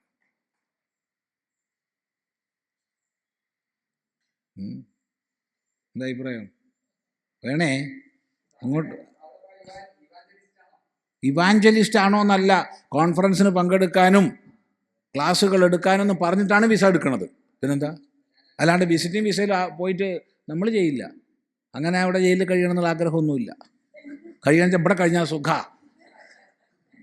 ഇവിടെ കഴിഞ്ഞാൽ നല്ല സുഖമാണ്, കാരണം നമ്മുടെ മുഖ്യമന്ത്രി പിണറായിയാണ്. തമാശയല്ല പറയണത്. ഒരു ബിടെക് കഴിഞ്ഞ കുട്ടി കഴിഞ്ഞ ദിവസം കണ്ണുനീരോടുകൂടി പറഞ്ഞിട്ടുണ്ട്, 8,000 റുപ്യ മാസത്തിൽ. ഇല്ലെങ്കിൽ വേണ്ട, ഇഷ്ടം പോലെ ആളെ കിട്ടാണ്ട്. MDS കഴിഞ്ഞ ആൾ, BDS അല്ല, MDS കഴിഞ്ഞ ഒരാൾ, സ്വാമി എന്തായാലും കുഴപ്പമില്ല, ഒരു അങ്ങോട്ടും ഇങ്ങോട്ടും വണ്ടിക്കൂലി എല്ലാം കൂടി കഴിച്ചൊരു 2,000 റുപ്യ കിട്ടിയാൽ മതി, അതായത് 8,000 റുപ്യ കിട്ടിയാൽ മതി, പോകാൻ തയ്യാറാണ്. MBBS കഴിഞ്ഞ ആൾ 10,000 റുപ്യക്ക് ജോലി ഇഷ്ടം പോലെ ആളെ ഞാൻ കാണിച്ചു തരാം, കൊണ്ടുതരാം, 10,000 റുപ്യക്ക്. അപ്പോഴാണ് ജയിൽ പുള്ളികൾക്ക് 16,000. സുഖല്ലേ, ഭക്ഷണത്തിന് പൈസ ചിലവാക്കണ്ട. അപ്പം ജോലി കിട്ടണില്ല, PSC എഴുതി പാസ്സാവണില്ല, ഒന്നുമില്ല, ഒറ്റ പണി ചെയ്താൽ മതി, ഒരാളെ ഞാൻ കൊല്ലുക, സുഖമായി. ഭക്ഷണം കിട്ടും, പണിയെടുക്കാം, 3 നേരം നോൺ വെജ് കിട്ടും സുഖമായിട്ട്. ഇനി എനിക്ക് നോൺ വെജ് കഴിക്കില്ല, വെജിറ്റേറിയൻ ആണെച്ചാൽ അതും കിട്ടും. എന്തുകൊണ്ട്? 16,000 ഉറുപ്പ്യുണ്ട്. 11,000 ചില്ലാൻ നേരിട്ട് ബത്തയും വേറെ ചില സ്പെഷ്യലും കൂട്ടിക്കഴിഞ്ഞാൽ 16,000 റുപ്യ കിട്ടും. 16,900 16,900 ഒരാൾക്ക്, ഒരു കുറ്റവാളിക്ക്. ഒന്ന് ആലോചിച്ച് നോക്കൂ. MBBS കഴിഞ്ഞ ഒരാൾക്ക് 10,000 കിട്ടാത്ത നാട്ടിലാണ് കുറ്റവാളിക്ക് 16,900. എന്തൊരു മഹാൻ. അപ്പോൾ കുറ്റകൃത്യങ്ങളെ പ്രോത്സാഹിപ്പിക്കുക, എന്നാൽ എല്ലാവർക്കും തൊഴിലായി. അപ്പോൾ എന്ത് ചെയ്താൽ മതി? നമ്മൾ വിടുമ്പോഴത്തേക്ക് നമ്മുടെ പാർട്ടിയിൽപ്പെട്ട ആൾക്കാരെ കൊണ്ട് കുറേ കുറ്റകൃത്യങ്ങൾ ചെയ്യിപ്പിച്ച് അവർക്ക് ശിക്ഷ വാങ്ങിക്കൊടുത്താൽ മതി. സുഖമായിട്ട് 14 കൊല്ലം പോരെ. ഇതാർക്കാ വേറെ കിട്ടുക?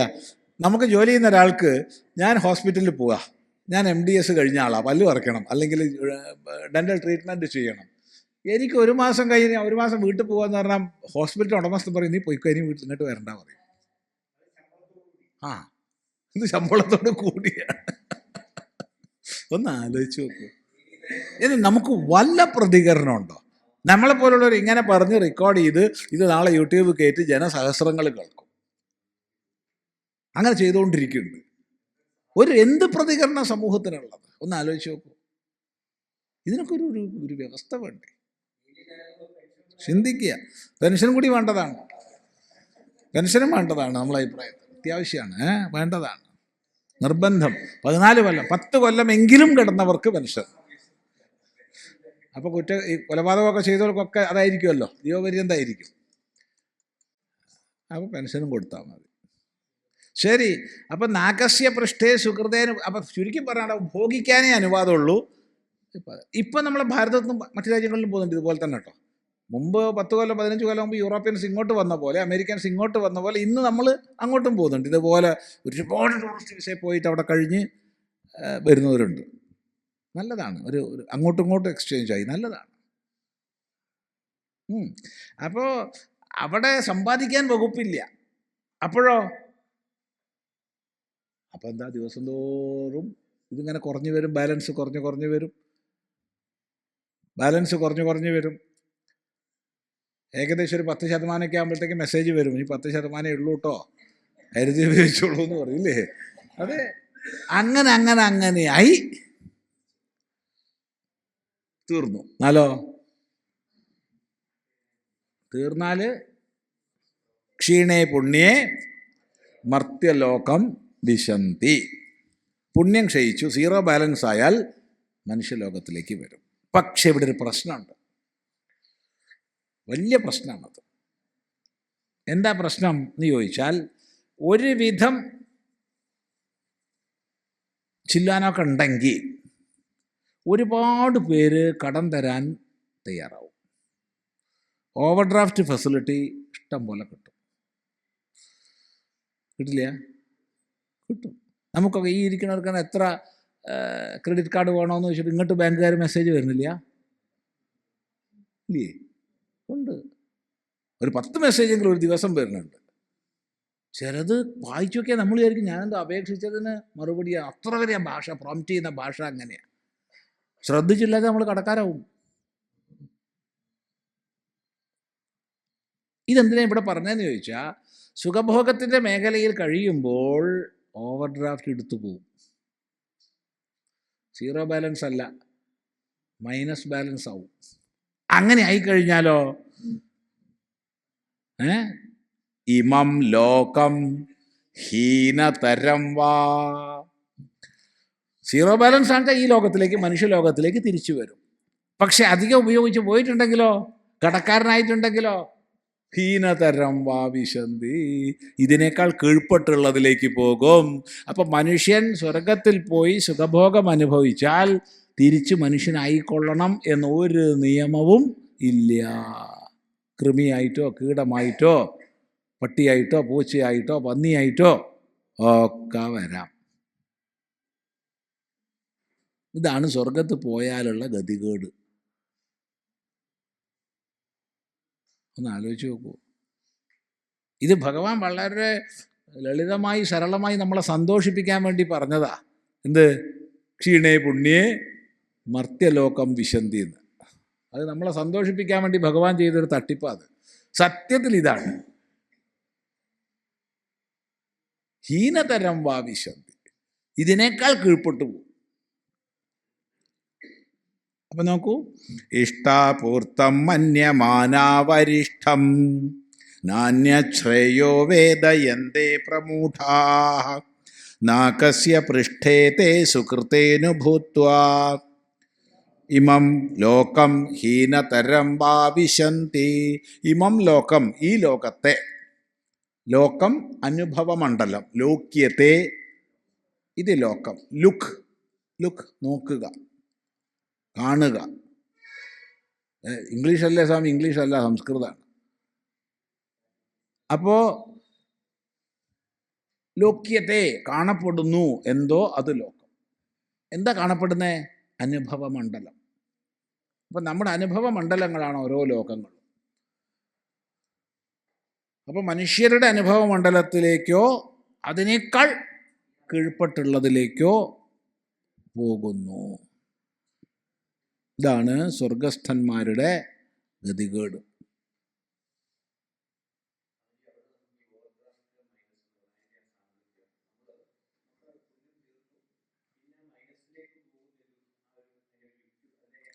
അതിൻ്റെ യുക്തി എന്താന്ന് ചോദിച്ചാൽ, യുക്തിക്ക് അതേ ഉള്ളൂ. ഇപ്പം നമ്മൾ നല്ല സമ്പത്ത് ഉള്ള ആൾക്കാർക്ക് ആണ് വാരി കോരി കടം കൊടുക്കണത്. അറിയില്ല ഉപഭോഗിക്കുമ്പോൾ. ആഹ്ലാദ തിമിർപ്പിൽ ഇത്ര എൻ്റെ അടുത്ത് പൈസ ഉള്ളൂ എന്നൊന്നും ഓർമ്മിക്കില്ല. ഒരു പരിധി വരെ ആരും മിണ്ടുകയില്ല. ഒരു പരിധി കഴിഞ്ഞാൽ കഴിഞ്ഞു കേട്ടോ എന്ന് പറയും. ഈ കഴിഞ്ഞു കേട്ടോ എന്ന് പറയുമ്പോഴത്തേക്ക് നമ്മൾ മൈനസായിട്ടുണ്ടാവും. എത്ര പേരങ്ങനെ കടക്കാരായിട്ട് ആത്മഹത്യ ചെയ്യണത്?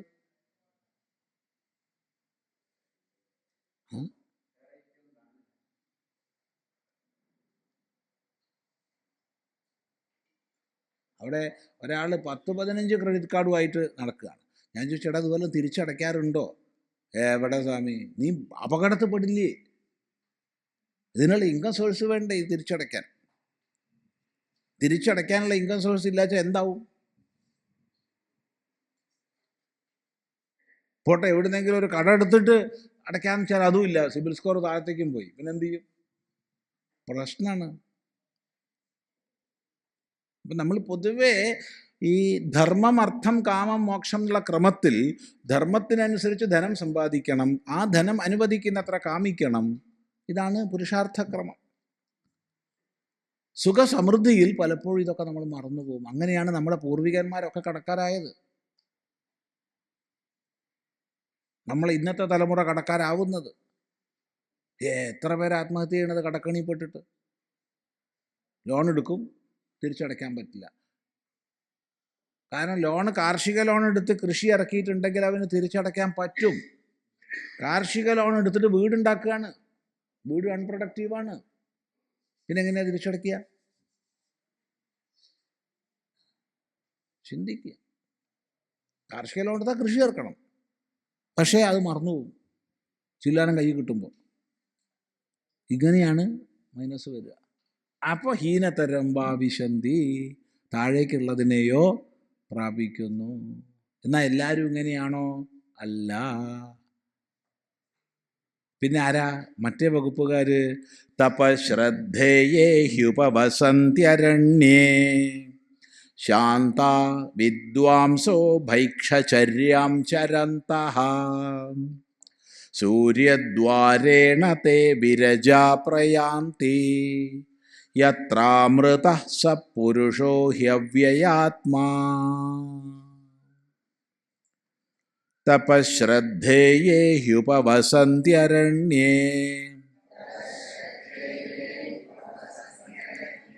ശാന്ത വിദ്വാംസോ ഭൈക്ഷചര്യാം ചരന്തഃ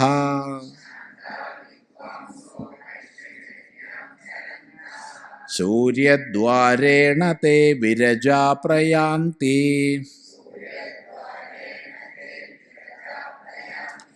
യത്രാമൃതഃ സ പുരുഷോ ഹ്യവ്യയാത്മാ.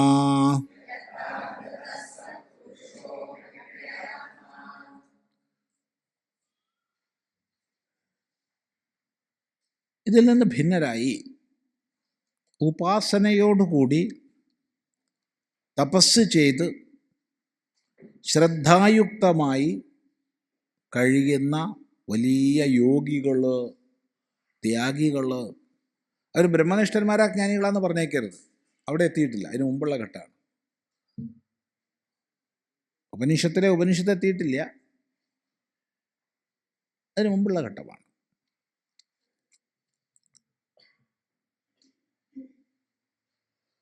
നല്ല ഉച്ചകോടിയിൽപ്പെട്ട വൈരാഗ്യമുള്ളവർ, അതിശക്തമായ സമൃദ്ധമായ ഈ തപസ്സും ശ്രദ്ധയും ഉള്ളവർ, വിദ്വാൻമാർ,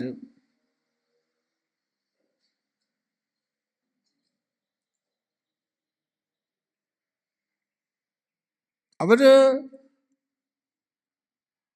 ഈ ഇഷ്ടാപൂർത്തത്തിൽ നിന്നൊക്കെ മാറി സൂക്ഷ്മമായ ഉപാസന ചെയ്ത് തത്വാനുസന്ധാനം ചെയ്ത് ഈശ്വര വിചാരം ചെയ്ത് അങ്ങനെ ഉത്തരായണ മാർഗത്തിലൂടെ, സൗരമാർഗത്തിലൂടെ, ഉത്തരായണ മാർഗത്തിലൂടെ മാലിന്യമൊഴിഞ്ഞവരായി ബ്രഹ്മലോകത്തിലേക്ക് എത്തുന്നു. ബ്രഹ്മലോകത്തിലേക്ക് എത്തിയാൽ പിന്നെ താഴ്ചപതനം ഇല്ല. ബ്രഹ്മലോക പര്യന്തം പുനരാവൃത്തിയാണ്. ബ്രഹ്മലോകത്തിൽ പുനരാവൃത്തിയില്ല. അവിടെ ആനന്ദത്തോടു കൂടി കഴിഞ്ഞ് ബ്രഹ്മാവ് മുക്തരാകുമ്പോൾ അവർ മുക്തരാകുന്ന പറയുക. എന്നാ പിന്നെ അതല്ലേ പരമമായത്? അല്ല. എന്തുകൊണ്ടല്ല? അതിനും പരമമാണ് ജീവൻ മുക്തി. അത് നമുക്ക് പിന്നീട് പഠിക്കാം. അപ്പം ഇങ്ങനെ ഇഷ്ടാപൂർത്തങ്ങളിൽ മാത്രം കുടുങ്ങിക്കഴിയുന്നവർ, അവർ സ്വർഗത്തിലെത്തി സുകൃതം ക്ഷയിച്ചാൽ താഴേക്ക് വരുന്ന വിഭാഗം. എന്നാൽ അതിൽ നിന്ന് ഭിന്നമായിട്ട് ഉച്ചകോടിയിൽപ്പെട്ട ഉന്നതമായ തപസ്സും ശ്രദ്ധയും ത്യാഗവും വൈരാഗ്യവും അറിവും എല്ലാം ഉള്ളവർ, ആത്മവിജ്ഞാനത്തിലേക്ക് ഉയർന്നിട്ടില്ല, അങ്ങനെ ആരും പറയരുത്, ബ്രഹ്മജ്ഞാനികളല്ല. അങ്ങനെയുള്ളവർ പുണ്യത്തിൻ്റെ, തപസ്സിൻ്റെ, ജ്ഞാനത്തിൻ്റെ മഹിമ കൊണ്ട് ബ്രഹ്മലോകത്തിലെത്തുന്നു. അവരെക്കുറിച്ച് നേരത്തെ പറഞ്ഞു, ഏഹി ഏഹീതി തമാഹുദയ.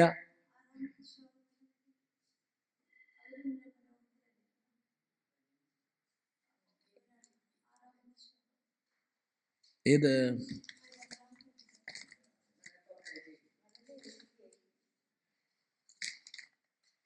അത് ഏഹി ഏഹീതി, അത് തന്നെയാണ്. അതെ, അതും ബ്രഹ്മലോകമാണ്. അത് തന്നെ. അവർക്ക് ഏഷവ പന്ഥാ സുകൃതസ്യ ലോകഃ എന്ന് പറഞ്ഞ് സുകൃതോ ബ്രഹ്മലോകഃ, സുകൃതത്തിൻ്റെതായ ബ്രഹ്മലോകത്തിലേക്ക് അവർ വിളിക്കുന്നു എന്ന് പറഞ്ഞു. അപ്പം നമ്മൾ ഏറ്റവും ഉയർന്ന സ്ഥലത്ത് എത്തിച്ചു കേട്ടോ. വലിയ ഒന്നാണെന്ന ഭാവന നമ്മൾ ജനിപ്പിച്ച ഉടനെ പറഞ്ഞു ഇത് അദൃഢങ്ങളാണ്, ഇതുകൊണ്ടൊന്നും മോക്ഷം ലഭിക്കില്ല, ബ്രഹ്മലോക പര്യന്തമൊക്കെ എത്താം എന്ന് പറഞ്ഞു. എന്നിട്ട് അതിൽ തന്നെ കുടുങ്ങിക്കിടക്കുന്നവർ അധപ്പതിച്ചു പോകുന്നു എന്ന് പറഞ്ഞു. അതാണ് ഹീനതരം വാ വിശന്തി എന്നത് വരെ, അതായത് 10 വരെ, 10 അടക്കം. എന്നിട്ട് വീണ്ടും പരമമായ ബ്രഹ്മലോകത്തിലേക്ക് എത്തുന്ന ഗതിയെ ഒന്നുകൂടി വർണ്ണിക്കുന്നു. എന്നിട്ട് ഇത് കഴിയട്ടെ ഒന്നുകൂടി അതിനെ വർണ്ണിക്കുന്നു. എന്തിനു വേണ്ടി? അതിനും അപ്പുറത്തുള്ള ഉപനിഷത്തിലേക്ക് നമ്മളെ പ്രവേശിപ്പിക്കാൻ വേണ്ടി. അത് 12ാം മന്ത്രം തൊട്ടാണ് തുടങ്ങുന്നത്. ഇപ്പം നേരത്തെ കേവല കർമ്മികൾ കർമ്മത്തിൻ്റെ ഫലമായി ഉയർന്ന ലോകങ്ങളെ പ്രാപിക്കുന്നു. അതിലൂടെ പ്രാപിക്കാവുന്ന പരമാവധി ബ്രഹ്മലോകമാണ്. ഇനി പറയുന്നത് ഉപാസന ചെയ്ത്, കർമ്മികൾ എന്ന് പറഞ്ഞിട്ടില്ല, നേരത്തെ ആഹുതികളാണ് സൂര്യരശ്മികളുടെ രൂപത്തിൽ ഇവരെ വഹിച്ചു കൊണ്ടുപോകുന്നത്. അവർ യജ്ഞയാഗാദി കർമ്മങ്ങൾ ചെയ്ത് കഴിഞ്ഞവരാണ്. ഇനി പറയാൻ പോകുന്നത് വിചാരം ചെയ്ത് വൈരാഗ്യത്തോടുകൂടി ത്യാഗനിഷ്ഠമായി കാട്ടിൽ തപസ്സനുഷ്ഠിച്ച് ഭിക്ഷാടനം ചെയ്ത്, എന്നാൽ ഉയർന്ന തീവ്രമായ വിരക്തിയും തപസ്സും ഉണ്ടെങ്കിലും പരമാത്മവിജ്ഞാനത്തിലേക്ക് ഉയർന്നിട്ടില്ല. ഉച്ചകോടിപ്പെട്ടവരാ. അങ്ങനെയുള്ളവർക്ക് ലഭിക്കാവുന്ന പരമാവധി എന്ന് പറഞ്ഞാൽ ബ്രഹ്മലോകമാണ്. നേരത്തെ കർമ്മികൾ ബ്രഹ്മലോകത്തിലെത്തുന്നു എന്ന് പറഞ്ഞു. ഇവിടെ ഉപാസകരും അതേ ബ്രഹ്മലോകത്തിലേക്ക് എത്തും. എന്നാൽ ആത്മബ്രഹ്മൈക്യമാകുന്ന തത്വവിജ്ഞാനം ഇത് രണ്ടുമല്ല. അത് ബ്രഹ്മലോകപ്രാപ്തിയുമല്ല.